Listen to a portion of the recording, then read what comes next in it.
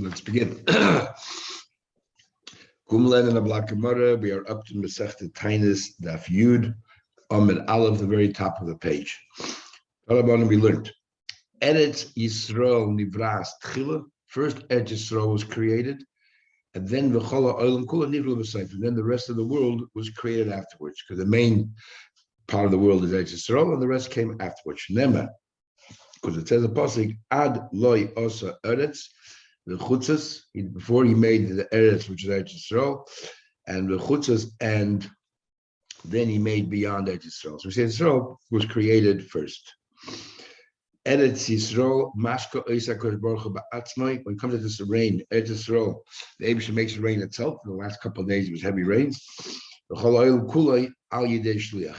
the rest of the world is through an intermediary. Shnema, it says in the pasuk, Hanoisen Matra Pnei Eretz.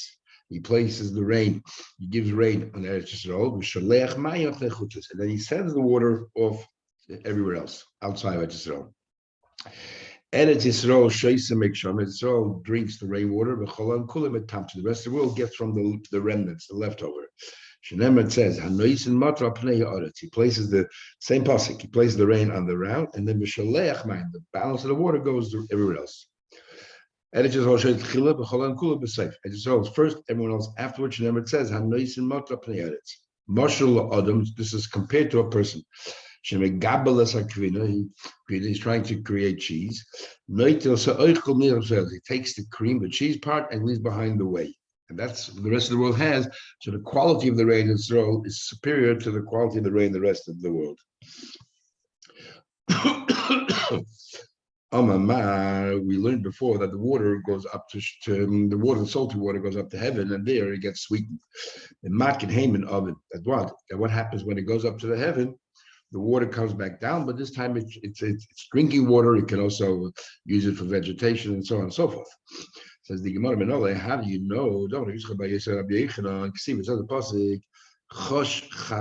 Before we had a pasuk chashras mayim, and here another pasuk choshchas mayim, which means the water which is dark. Ovesh chokim, there's chokim, come from the thick clouds. So we see that the rain comes from the clouds. There's another pasuk which says chashras mayim, ovesh chokim, that the water that shemayim is like a sieve, and the water comes right through. So what we do is, if you have two psukim which are very similar, one's choshchas and one's chashras. Shokol chaf. You take the chaf and v'shodi areish, you put it on the word where there's areish, the kodi base, so we can read it chach shoras, and a ches and a hey are interchangeable, so as if it says hach shoras, the preparation of water is avesh chokim through the thick clouds. So Yeshua, who says that the water comes from heaven, not water from it's not the vapor of the oceans. My daughter, but what does he do with these psukim here? So he holds he said, that's all they say. No, if you see white clouds, bright clouds, there's very little rain coming. If the clouds are dark, is if it's dark, then you'll have plenty of rain. So which opinion is it? The following Braisa. We look at the Braisa. Mayim Elyonim, that Mayim Elyonim is they all gathered together and they're suspended by the words of the Eibishter Upeireseya and make shamin. And eventually, what is its fruits? It produces is rainwater. So it seems clear from here that it's sitting in Shemayim. The water is sitting above, right? It's suspended in Shemayim and is waiting for instructions. It says, from the fruits of your deeds, the world will be satisfied. In other words, that's your rain. So we're calling it pay to say. Come on, it seems to follow Rabbi Shua. The water is stored in Shemayim. That's talking about generally, not water, talking about the Abish's creations.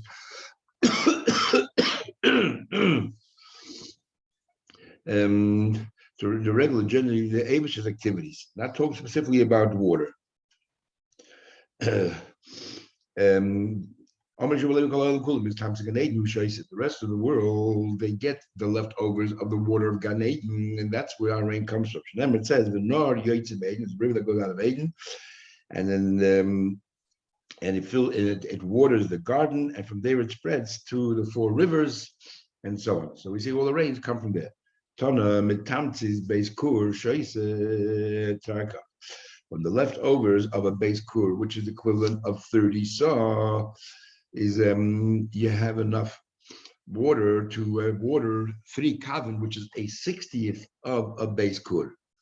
So in other words, this world is a 60th the size of Gan Eden. Remember, we're getting the remnants of the waters that are being watered in Gan Eden. So we are the equivalent of a 60th of Gan Eden. We'll see in a minute. And that's what he's saying over here, that the remnants of water can water a 60th of the original thing that it's watering. So Eretz Mitzrayim, Havi Dalam Beis Parsa, Eretz Mitzrayim is 400 parsa by 400 parsa. In fact, it says the same thing regarding Eretz Yisrael. Rabbi Yaakov Enden claims, he generally writes a lot of history and geography in his Pshatim of the Gemara. He says that the Gemara's parsa, when the Gemara says these kind of things, is half of what a parsa is. So when it says 400 parsa by 400 parsa, it actually means 200 parsa by 200 parsa. And he actually explains in a minute how that makes sense. About something else. So Mitzrayim is a 60th the size of Kush, which is Ethiopia. And Kush is Echad Meshishim Ba'olam, and that's a 6th, or Kush could mean the whole Africa, is a 60th the size of the globe of the Olam, Echad Meshishim Began. And the world is a 60th of the garden. Began is Echad Meshishim Le'eden, 60th of the Eden. There's a garden in the Eden, Echad Meshishim Gehenim. And Eden is a 60th of Gehenim. Nimtze Kola, Olam Kula, Kikisik Del Gehenim. If you add up the entire world, the aggregate, we're still not equal to the size of Gehenim. In fact, just the lid to the Gehenim. So Gehenim is massive. Yeshaim and Gehenim English here. Gehenim actually doesn't even have a limit. There's no defined borders. Yeshaim and Eden English here. The Eden has no share. In the Amar Abayishia, Ma'idich Siv, it says in Pasuk, Shechenes al Mayim Rab, it rests on plenty of water. Rabbas Oitzoris has many treasures. So what is it referring to? It's talking about over there bubble. Me gone on the bubble bar. Who caused that bubble should have their warehouses full of grains? Because it sits on a lot of water. Because as we learned before, bubble is a very low point. So it collects all the water from all the country, the water runs down there, and therefore they're very fertile. Bavel is rich. The Chatzar, they can harvest their crops. They don't even need rain because they have such an abundant supply of water, irrigated water. What we say about Bavel is that Tuvani, it's very moist. The soil is very moist and it's not dry at all. Because it's so low, the low valleys, it collects water from everywhere. Okay, Mishnah.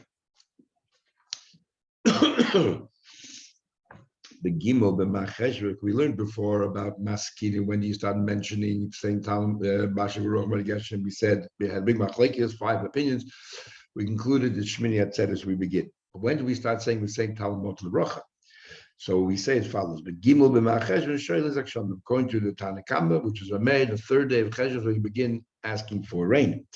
Rabbi Gamliel says b'Shiva boy on the 7th day of Cheshvan he asks for rain. Tezvav Yom Acharachat. We give it a pause of 15 days after Shmini Atzeres before we begin asking for rain. And why is that? The last of the Eden should be able to get back to the Har Pros. Now the question is, if Eretz Yisrael is 400 parsa by 400 parsa, and we know that a person can walk 10 parsa a day, it'll take 40 days to get to the furthest point. And even if you argue Yerushalayim is right in the epicenter, which it isn't, it would take 20 days. So how come they only allow 15? So Rabbi Yaakov Emden once to the Rishonim asked the question of the Rishonim and say, majority of people live within the 15-day, and the rest should travel by day and by night so they can get home in time. Rabbi Yaakov Emden wants to say that 400 parsa by 400 parsa actually means 200 parsa by 200 parsa. And if Yerushalayim is not actually in the middle, it's a bit further south, but so if it's 200 parsa, you can travel 150 parsa 15 days, and Yerushalayim definitely is at a point that from there to any corner of Israel you can get to within 15 days. Says the Gemara, Amar Abba says, Halacha Gamliel, you start asking for rain in the 15th day of Cheshvan. Tanya Chananya says, but that's only Eretz Yisrael. Uvegoyle, but in exile, which is referring to Bavel, ad Shishim et Kufa, 60 days of the news of the when the winter season begins. Now, just to quickly understand, so we're gonna there's a big Plantrisha in the Shainim how it works. Actually, let's go a little bit further and I'll explain. So Gemara says, the halacha by Chananya, that in Goyle, you don't start asking Zayin Cheshvan, you ask 60 days after the new Kufa, after the new season. So when it's not so about Boyu Menem Mishmul, the Ashmul, the Amos Madchlin, when do you start saying the same Talmud? He said, when the Tovis, the person who traps birds, brings in the wood, because before the rain season, he brings the wood in the house, that's when we begin asking, because that's when we need the rain. We said, what's the kasha? Maybe that's that time when he brings the wood in is the same time when 60 days after the new kuf, after the season. So day number 60, is that considered as prior to 60? So in other words, we don't ask for rain yet. With day number 60, it already starts we have to start asking for rain. Rav says Rav says that 60 days is like after 60 days. In other words, we have to start asking. And Shmuel says, Yom Shishim Kilifnei Shishim. Shmuel says that the 60 days is like before 60, you don't have to ask. We want to remember, the mountain was the water more than the valleys, because the mountain, the water runs right down. Rav, so the simple shot here is that Rav came from Eretz Yisrael, as we find in Gittin Avol, Mechi Osa Rav, Rav came to the bubble. Rav came from Eretz Yisrael, so Eretz Yisrael is higher up. Eretz Yisrael is Gavoim B'chol Haratzos. So therefore over there they need rain earlier, so there's 60 a day. And Tatoy Loy Boimai. But Shmuel from Bavel, they don't need water, can wait one more day. But Rashi then wants to say that no, the fact that Rav came from Eretz Yisrael, it seems to Rashi everybody's puzzled, but this is what Rashi seems to say. Because he came from Eretz Yisrael, his perspective on things were different than Shmuel who came from Bavel.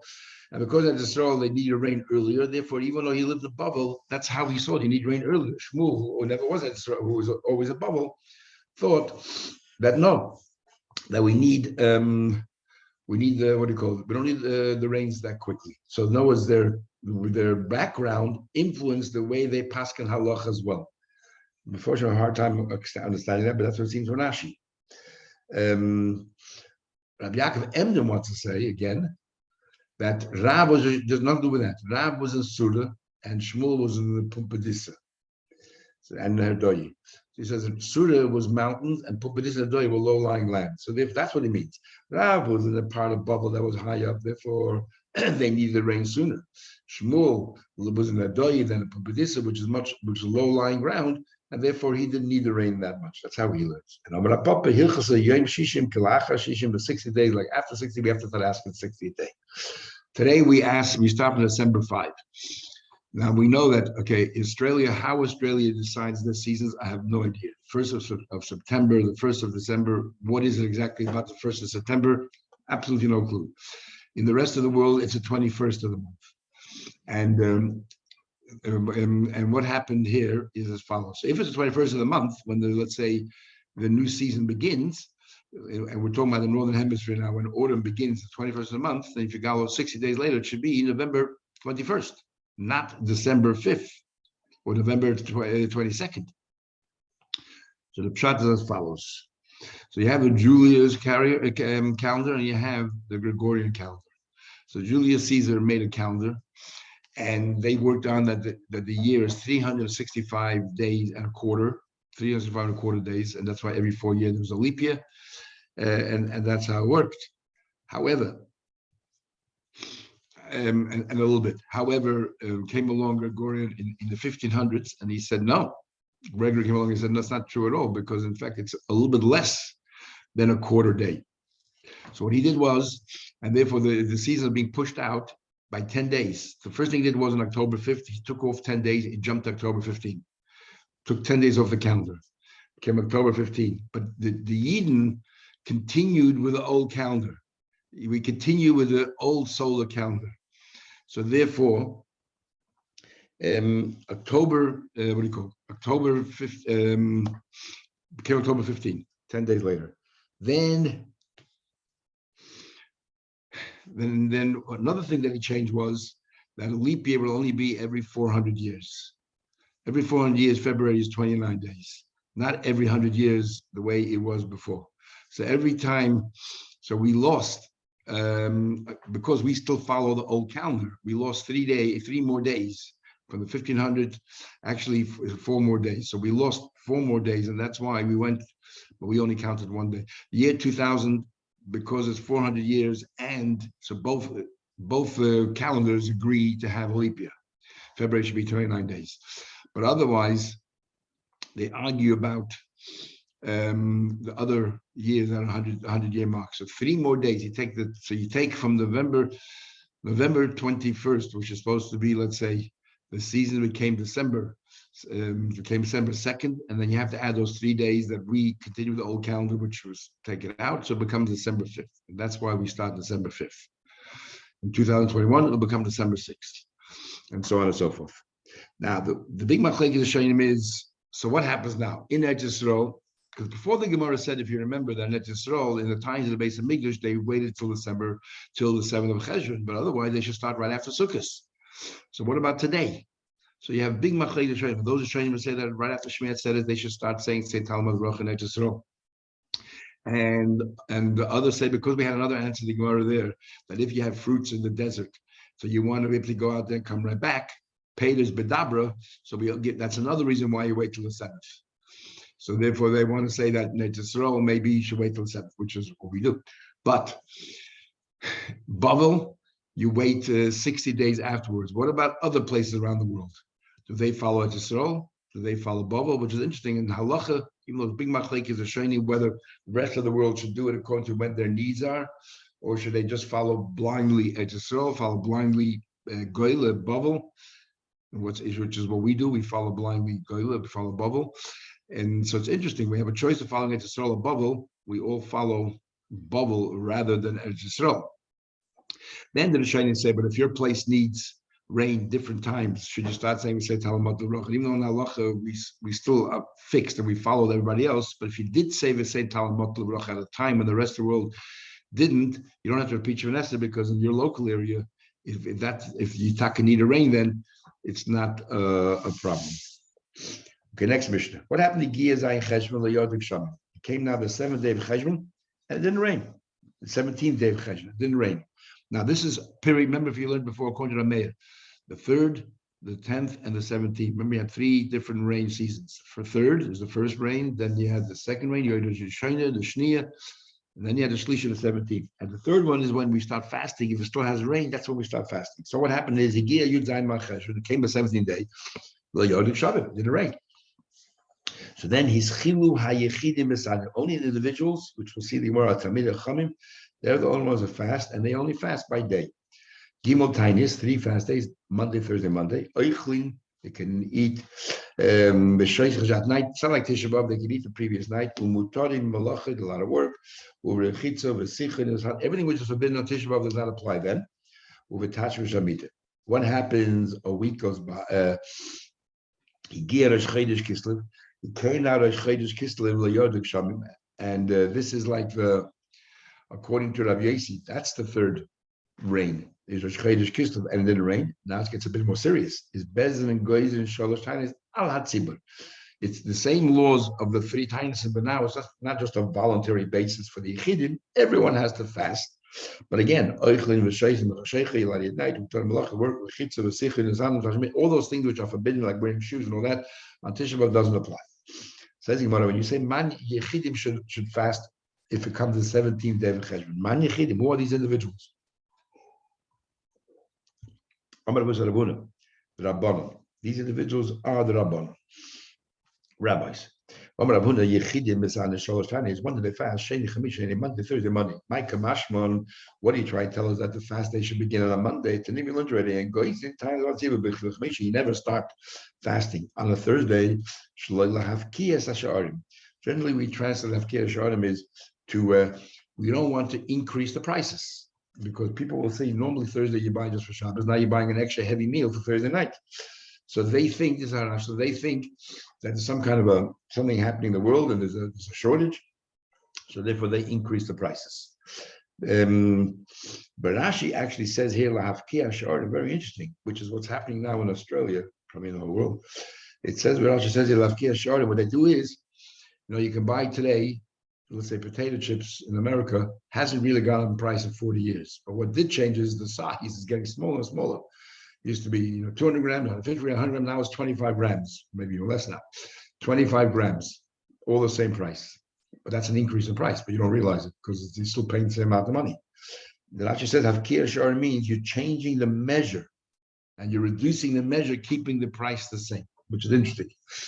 And Rabbi Negation says, practically speaking, what happened was that the people came in from the country every Monday and every Thursday into town to sell goods.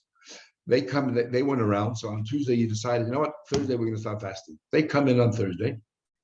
They have no idea about a fasting because they went around. And suddenly people are buying double what they normally buy. What do they think? That the people know something that they don't know. There might be a shortage coming or something. So they're naturally going to increase the prices. They only brought enough food for Shabbos. And the normal and everything else normal amount. They didn't know that Thursday night they needed an excessive amount of food because they're starving. So therefore, it'll cause inflation. But if you start the fast on Monday, so when they come Monday into town, they'll find out, there's a fast going on. So Thursday they'll bring ample supplies of food. So that's why we never start on a Thursday. So the Gemara, so what do I need to tell me? What's up when they're coming to tell you? So the Gemara, no, I would have thought. But only if you tell everybody to fast, or suddenly because it creates a shortage. If a few individuals fast, what's the big deal? Maybe it doesn't make a difference if you start on Monday or on Thursday. The rule is uniform. It's always the same. We learned they fast Monday, Thursday, Monday. The happens to be on Monday, Thursday, Monday. They don't fast on Chodesh or Yom Tov. Any Yom Tov, Haksud, Megillas Tainis. Any Yom Tov recorded in the Megillas Tainis that we learned in Sefer Shana that eventually was bottled. But in those times, it was days that you shouldn't fast. Then you don't fast. It doesn't override that. Talk about we learned. Al Yomar Adam, a person should not go around saying, Talmid Ani, I'm just a student, I'm not so chashuv, why should I fast? I'm not from the Yechidim.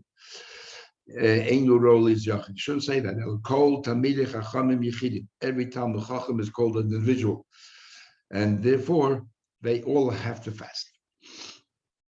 That's what's in the Brisa. Eizehu Yachid ve'eizehu Talmid. What is the definition of a Yachid? Who is considered a Yachid and who is considered a genuine Talmid? How do we distinguish between the two? And how do we distinguish the two? So we say here, Kol shiro limnoise parnes ala tzibur. Anyone who is, what's a Yachid? Yachid is kol shiro, is somebody who's suitable to become a leader of the community. And he has to be a Talmid Chacham. And who's a Talmid? If you ask him a question, he can answer. Now, big machlek to show you what it means. Masechta Kala is a kula. It's a small masechta, and you're saying that even if you just know Masechta Kala, it's good enough. Faces here in Shabbat of Kvidal wants to say no. That means you know the whole Shas, even you know Masechta Kala.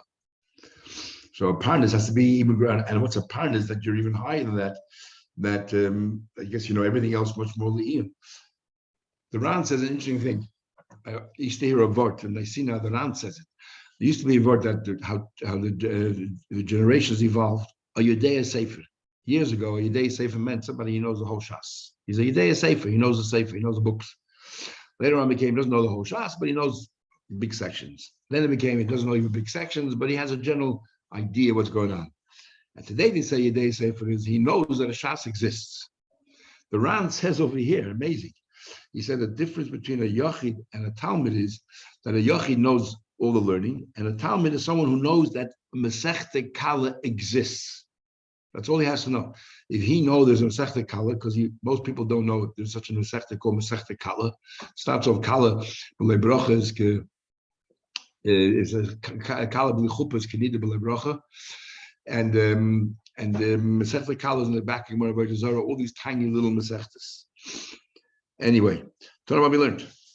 Like Kol Rachel last Atzma Yachid Oisa, Talmid Oisa. There's two ways of learning Pshat in this Brayso. Rashi himself has two Pshatim. One is that he's saying not everyone who wants to be a Yachid can claim to be a Yachid. But if you want to be a Talmud, you can. That's one way. The other way is no. Not anyone who wants to be a Yachid or a Talmud can assume that position. Divrei Rameir. Rabbi Yossi says, when it comes to the fasting, you want to consider yourself a Yachid with pleasure. Why? What we're saying here is, don't claim to be a Talmud Chacham, whatever it is, a Yachid, and claim all the benefits of a Talmud Chacham. That you have no right to. But if you want to claim to be a Talmud Chacham and then fast because there's a drought, with pleasure. Shmuel says, not everyone who wants to be a Yachid or a Talmud can be a Talmud. Well, the same two versions we said before. Shmuel says, when it comes to benefit you, pain, you say you can do it with Zochel. He's not walking around and being proud. In fact, it's causing him discomfort and pain. He has to fast. So based on this, the Gemara, the Rishonim want to say it sounds like he's arguing on both Talmud and Yachid. That if you want to, you could. And the Shmuel says that he can't. Don't we learned. Mi shahaya mis'ana al hatzara. You were fasting because there was a terrible thing happened, but suddenly in the middle of your fast, the tzara disappeared. Or on a sick person, when it was cured. You need to complete your fast, even though the cause of your fast is gone. You need to complete the fast. Big Machleik is a shayna when we say need to complete, according to the Ran and others, it means and the Ritva, you have to, if you took upon yourself a series of 3 fasts, and after the first fast, the middle of the first fast, everything was run away, disappeared, you still have to continue fasting the other 2 fasts as well. Others say it means only that particular day you have to finish, you don't have to keep the rest of your promise. It's like contingent. You made a conditional. If I still have the tzara, I'll continue fasting. Or the Rishonim ask a question, how can we learn later on that if it's, let's say you're asking for rain, and suddenly in the middle of the fast day it started to rain. If it's before noon, whatever it is, you can break the fast. What's the difference? And they want to say, interesting, when it comes to rain, for this particular event, you don't need any more rain. So there's no point in fasting. When it comes to somebody who's sick, he can become sick right away again. Or any other tzara, tzara can happen right now again. So therefore, you have to continue fasting. Don't take it for granted. Let's say you go for a place that nobody fasts, and you move to a city where they fast. You have to behave like them. You don't want to stand out. What about you go for a place that everybody's fasting, you took it upon yourself to fast. You have to fast and continue. According to some of the training we're talking about, according to most of the you plan to go back to your original city. So you have to continue with all the chumras of the original city. Traces learns, even if you have no plans to go back to your original city, because you took it upon yourself, the fast, you have to keep your word. You forgot that was a fast that you ate and drank. Al Yisro, don't appear before the public as if and everyone is starving and you're not. So people will start accusing you and alleging all kinds of things about you. Nor should you go ahead to say, look, I broke my fast anyway. I can continue eating, enjoy myself. How do we know that it's important what other people think? Yaakov said to his children, why should you appear as if we are full? What do you mean? Don't make it appear as if you are full. Not before Esav, the Yishmael, and not before Yishmael. They shouldn't be jealous. On the other hand, Tesa brings a message exactly the opposite. Lama Tisro is, why should you appear thin and emaciated? Go out there and and show them that we're strong. Exactly the opposite. Al Tigazu B'derech, talking about Yaakov, so Yaakov gave them instructions. Al Tigazu B'derech. What do you mean Al Tigazu B'derech? Amar Abullah said, Yosef said to his brothers, Yosef told his brothers, don't get too involved. This is what Rashi brings it. In halacha, maybe you get lost, maybe you get also excited about the halachas that you will that you won't go make a beeline straight home. I don't want to get involved too much in halacha. It's not so. 2 rabbis that are traveling. They ain't been named. They're not discussing Torah. Real so deserve to be burnt. Shenema, it says Eliyahu and Elisha were traveling. It says by Yehema Holchin, Eliyahu and Elisha were going, and Anyhow, they were going, Dabe, and they were talking. Chariot of fire and horse of fire. Separate between the two of them. And then Eliyahu went up to Shemai. Time, the only reason why Elisha didn't get burnt by this fire is the Kedibur, because they were talking in Divrei Torah. Halak Kedibur, they wouldn't have been talking in Divrei Torah. Ruin the they should deserve to die. So we see on the contrary, you're supposed to talk Divrei Torah when you're traveling. Like Kasha. Holy Migras talk, superficially. Of course, you should talk Divrei Torah. But a holy unit is something that you have to really work and focus, so on and so forth. You'll get lost. We don't want you to do that while you're traveling. What's very interesting, Taisus continuously brings a midrash and say exactly the opposite. Al Tigz over there, he brings a medrash. Not that you shouldn't talk Divrei Torah, you shouldn't talk halacha. Taisus brings al tafsiku halacha. Don't stop talking halacha. Must continue talking halacha because Torah is going to protect you. And then the next case is even a bigger pillar. Taisus, when it talks about Eliyahu and Elisha, that the only reason why they were saved is because they were talking Divrei Torah. Taisus brings b'nei Torah. It brings v'yesh medrash. Sheheim hoyu medabrim dvarim betelim. Imagine Eliyahu and Elisha were talking dvarim betelim u'mishum hachil ruyin l'saraf. What does that mean? Astonishing. Anyway, but these midrashim are exactly opposite of Gemara. Apart from that, but Elisha and we were talking with dvarim betelim. So the Gemara, we looked at Chai Misim talking dvarim betelim. Anyway, says the Gemara further. But Masnit on a Bryce we learned al tafsir of don't take giant steps. We had that in more brachas, as we'll see in a minute. Bring the son with you into town. In other words, come into town when it's really light, so you don't fall into potholes, you don't get attacked by robbers, and so on. And for Yosef's brothers, so they're saying that he shouldn't be accused of being a spy. Don't take a lot of giant steps. And we learned, giant steps, they tell us, robs you of 500th of your eyesight. And that's what we say, that you make Kiddush Shimshon on Friday night, and you look at the candles, and Nair is 250, twice Nair is 500, you can restore your eyesight. Tej already asked, according to this, you take 500 steps, you lose your eyesight completely. So the answer is no. The first step you lose 500, the next step is a 500 of that, and the next step of 500 of that, and so on and so forth. But then I don't understand. So it doesn't make sense. Why should the first step lose so much more eyesight than the second, and the second more than the third? The first you lose a 500 of 500, 1 out of 500. The second one you lose 1 out of 499, and the third you lose whatever is left. And the numbers get less and less. A 500 of 499, a 500 of 498. So Taisus gives two answers. The first answer is interesting. It doesn't say brachas, that it's only the first step that you lose your eyesight. The rest of the steps, you don't lose any eyesight. So it means the maximum you lose by taking giant steps is a 500th of your eyesight. That's number one. The second answer of Taisus is that, yes, kolas cholas kashus, that always the first step is always the most difficult step. Now, we're actually the source of this Maimah Chazal, kolas cholas kashus, is not in Gemara anywhere. Taisus here in the Medrash, with Kol HaSchol Kosher, which is a very famous saying. So it's in Taisus right here. Then the Gemara continues. Rechnisa Chamali should come into town when it's light. You should leave town when it's light. And enter town when it's still light. You know what it says? Only when the dawn, when the sun began to rise, became light, did the people leave town. If somebody's traveling, don't eat too generously, because you have to ration yourself. My time of why? Two possible reasons. Here they say because since you're traveling, it's not good for your gut, it's not good for your intestines to eat too much when you're traveling. The Marava, in Israel, is saying you might run out of food, so you have to be smart and ration your food.